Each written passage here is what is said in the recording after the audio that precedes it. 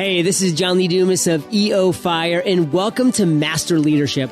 Great leaders ask great questions, and this podcast takes you on a journey to master leadership with questions that matter to leaders who matter with your host, Lily Sanabria. Hi, this is Lily, and welcome to Master Leadership, where we connect with leaders worldwide to gain insights on important topics to help us on our journey towards greater significance. If you would like to participate as a guest, or if you have a question that you would like to ask a guest, go to masterleadership.org for more information. Natalie Siston learned what dirty work boots can teach you about work ethic, how the neighborhood Welcome Wagon provides a sense of belonging, and why red barns symbolize direction. Everything she learned about leadership and business success came from growing up in a town of 600 people. Small town leadership takes lessons Natalie learned from small town living and applies them to achieve big business success.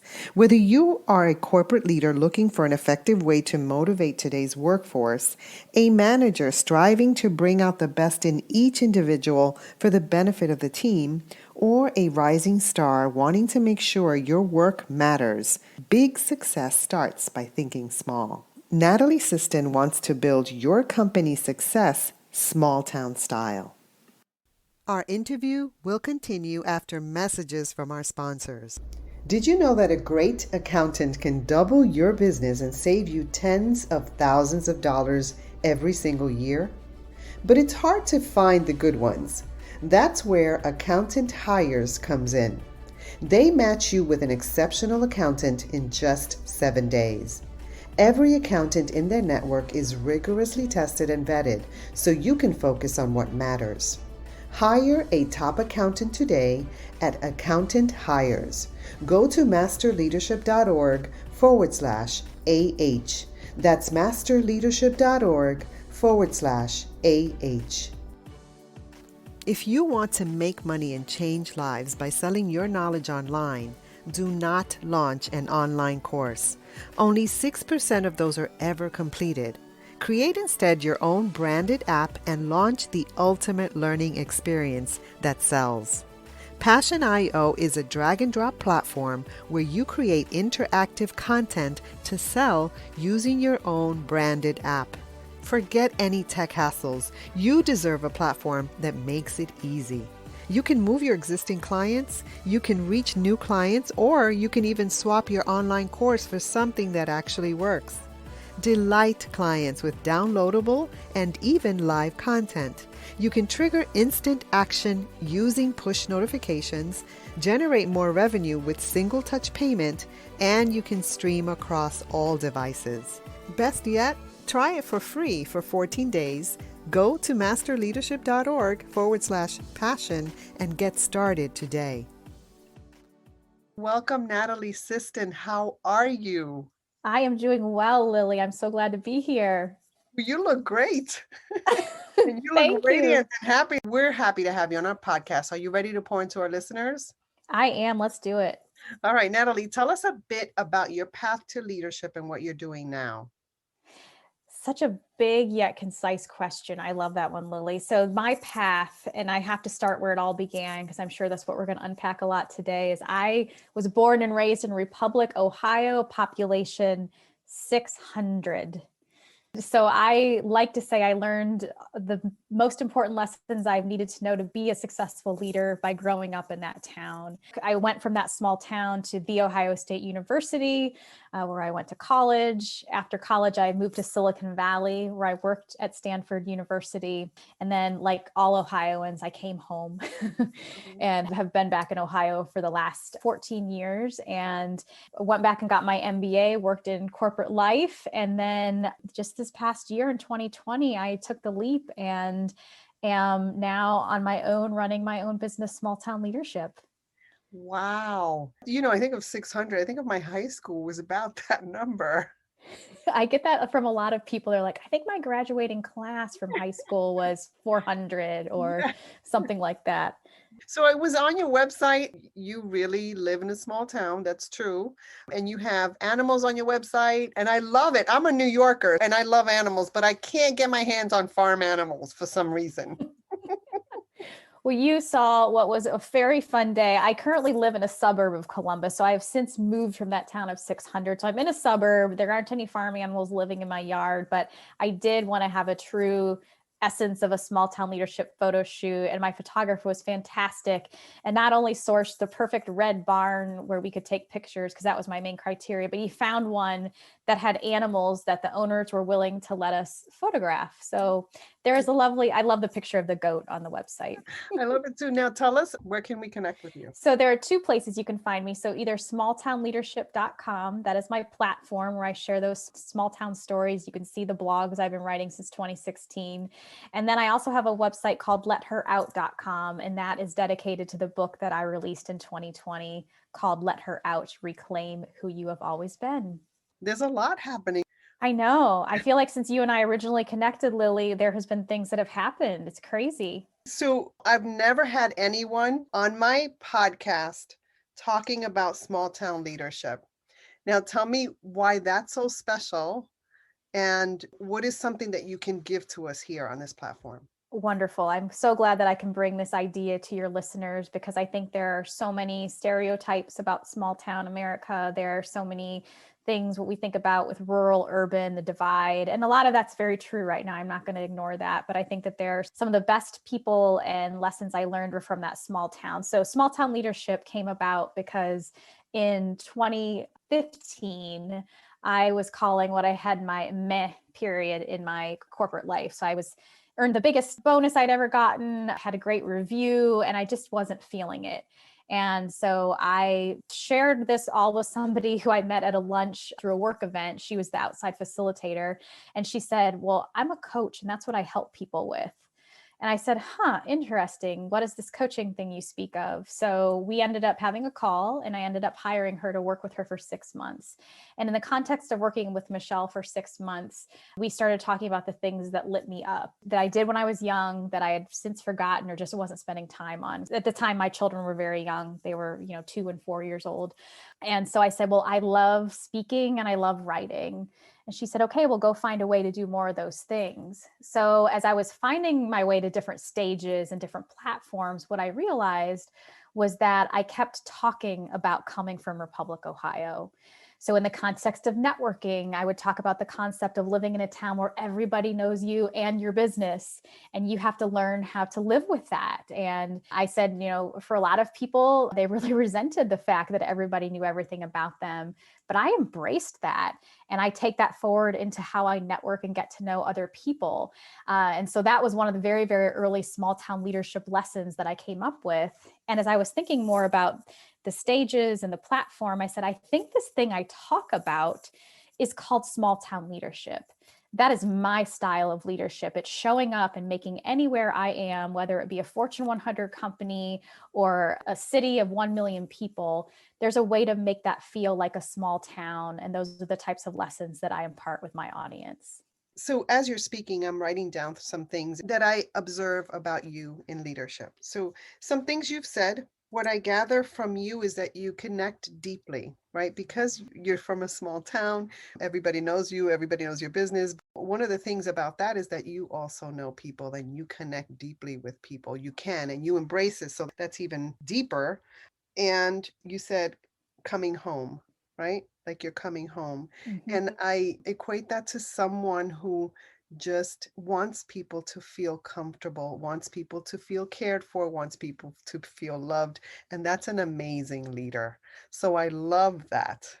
Exactly. And I think those are the things that we don't ever talk about. And you've interviewed so many leaders, and I have known so many leaders, gone to so many leadership trainings, now do my own leadership trainings. And those are the things that people don't talk about, but they are the things that make a difference between the leader that you talk about very pleasantly at dinner time with your spouse and children, or who gets called all the names that you would never want to be called at the dinner table. Mm-hmm. And I think I grew up in an environment where I had parents that unfortunately had some bad bosses. And I felt that like viscerally at the dinner table as a little kid, what it's like to not be cared for at your job. And so I think that intrinsically carried over into my career, because I thought, gosh, I don't ever want anybody to have to sit at a dinner table and feel what I felt. And my parents cared so deeply about their jobs. They're both retired now, but they are, outstanding performers. My mom went from, no college degree to being the COO at the local library. And those are things that, I am proud of them for everything they achieved, given where they came from and maybe the lack of resources that they had when they were of, the college going age and that type of thing. And I saw from my parents how you can make something of just pure grit and determination. And that's a lot of what you see in a small town. There are many places in rural America now that still don't have internet. And I can't think of what that must be like right now for them, because how do you put your child through school? How do you connect with the outside world? And in small towns, you learn and you adapt and you pivot and you're agile. And I don't think anyone ever thinks about that when they leave a small town until they're placed in a big environment where they have to do all those things. And all of a sudden people see them pivoting, shifting, adapting, and they're like, where did you learn that? And then you have to step back and go, I don't know, I've just always been that way. Isn't that how people normally are? It is. Right? And I think a lot of us we don't connect it to the place we're from. But I think the place we're from plays, I think in a recent social post, I'd said something about the place I'm from has been as much a character in my life as anything. Right. Not just the place you're from, but who you are as a person, Natalie, that makes a difference, because there's so many people from small town that may not think the same way you do. I was born and raised in a big city and I went through a lot, but, we don't experience it the same way. But I love how you spoke about it from the beginning. You embraced it. And so because you did, and this attitude of gratitude, because you did that, then you were able to glean so much from it. I love it. You learn, you adapt, you pivot, you're agile. These are all amazing skills that good leaders have. Now, any advice, practice, quotes that you've used to help you through crisis? What's interesting is I look back to this time last year before we kind of knew what was coming at us. We maybe had an inkling, we're recording this in late January. So we maybe had an inkling that something was not quite right somewhere halfway around the world. And I was actually participating in a program this time last year called Positive Intelligence. And it's a fascinating book and program by a man named Shirzad Chamine. And it's all about growing your mental fitness. And in some ways, it's like a meditation, it's like mindfulness, but it's deeper because it actually talks to you about what your truest inner critic is called, or your judge, a saboteur, all of these big things. And so I did this program this time last year, and it had a huge shift in me. I was already pretty well familiar with these things because I myself became a coach in 2017. So I have all the tools in the toolkit, but this just really brought it together for me. And as I was contemplating all these big life changes, I had a framework. I had a way to go back and say, what isn't working and how is my mind the thing that's getting in the way? And so I had always planned going into 2020 that would be my jumping off point. That would be the year that I would go full time in my own business. I turned 40 in 2020. So I called it Free by 40. I had all these great, quotes and things. And then the pandemic hit and I thought, can I still do this? Does it make sense to leave my secure corporate job with, retirement plan and a pension and benefits during the middle of this global pandemic? And so I held off a while, Lily, to be honest with you. I paused those plans. But the more I practiced this mental fitness, the more I thought about what I had going for me, because I'd started writing my book. The phrase I have said a lot in interviews like this is there became a moment when I realized that my dreams were greater than my fears. Oh, love that. So when you realize your dreams are greater than your fears and you've been working on your mental capacity and your mental fitness, you can make anything happen. And so now I'm actually really proud to say that I partner and work very closely with Shirzad in his organization to bring this to more people because it's that foundational. So to me, it's just this full circle moment of a year ago, I'm a consumer of something that now I'm a complete advocate for, and think that it's just something that will take fire over the next several years, like many of the other movements have taken shape, because we know so much more about the brain now. I don't want to go down a science rabbit hole because that's not my that's not my specialty, but I think the point I would make here to anybody who is sort of struggling with decisions, or maybe even contemplating, why isn't my leadership style effective? It's getting to some of the basics of centering yourself and pausing throughout the day and getting really clear on what that voice in your head is. That way you can talk right back to it and tell it to be quiet. And here's where coaching is so important, right? Absolutely. And part of this approach makes it so that you can coach yourself because you've got more tools, but it's always more effective to have somebody to talk through it with. And I just feel blessed to be living in this time in our world where coaching is blossoming. A lot of people have said to me, like, isn't it scary being a coach right now? It feels like everybody's a coach. And I said, well, I think that's awesome because it means that soon more people will be able to have a coach. And coaching fundamentally shifted and changed my life. I have gotten to work with people as a coach, and I know that has been their result. And I want more and more people to have that experience. And I believe that it will be more approachable for a lot of people as we go forward. It's true. I mean, there are a lot of coaches, but also all those coaches need coaches as well. Right? Absolutely. I have had a coach the whole time myself. Yes. Wonderful. All right. So, as a lifelong learner, what are you learning right now? So I'm not learning anything from like a textbook standpoint, but what I'm learning is how to rebalance your life when things change so much. And what I mean by that, and I think we've all had to do that over this last year, let's be honest with ourselves, but I am doing it from more of a pragmatic, practical standpoint of, do the things I do every day actually ladder up to something that's bigger and a bigger purpose. So the thing I'm learning for myself this year is, and I do this every day, I make a little dot on my calendar with these 7 main goals that ladder up to what I think the bigger goals I have for the year are. And I'm able to actually take stock of those, make my own assessment to say, are these 7 things that I'm doing on a daily basis moving the needle to these bigger things or not? And if so, how can I pivot? So that's what I'm learning about myself right now. So, you do that every day. You look at these 7 things every day.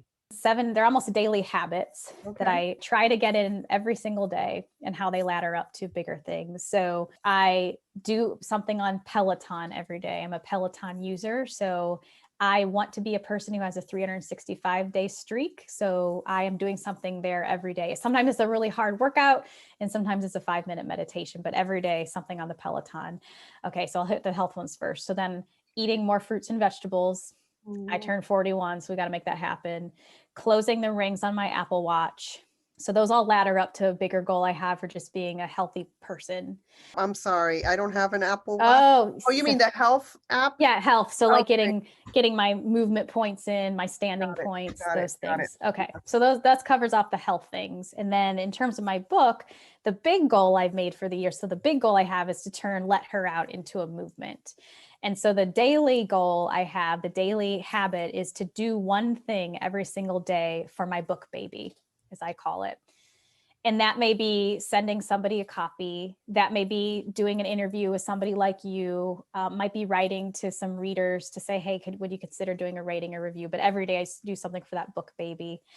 I do my PQ reps every day. So those are a thing that's positive intelligence based. So they're my daily activity there. And I'm reading a daily devotional. So every day I read a page in a daily devotional. How many are we up to? I think you nailed them all, Okay, there you go. unless you want to add a bonus one. No, I feel tired just thinking about all those things. Oh, no, I did miss one. And this is like one of the most important ones, connecting with one new or old person every day. Wow. The connecting is really important because that's one where I set a goal for myself a couple years ago, just to say, try to connect with somebody every day. And oftentimes it doesn't have to be somebody brand new. It doesn't need to be like, oh, I need to go find somebody on LinkedIn, but just who am I thinking about today? And just send them a note. And I often find that those are the best days. These are doable because you even on the Peloton, you can do 5 minutes of meditation, which is what you Yes, said. And so you give yourself a break too. You don't hit exactly. heavy with those 7, but you Right. do them every day. And I love that, the discipline behind that and the deep things that do move the needle forward. So thank you so much for sharing that with us. Absolutely. I feel like I just let people into my brain a layer deeper, and it feels good to do that. Yes. All right. Now, Natalie, when you think of leadership today, what most concerns you and what are you most hopeful about? What concerns me most right now about leadership is that we lose sight of the whole person.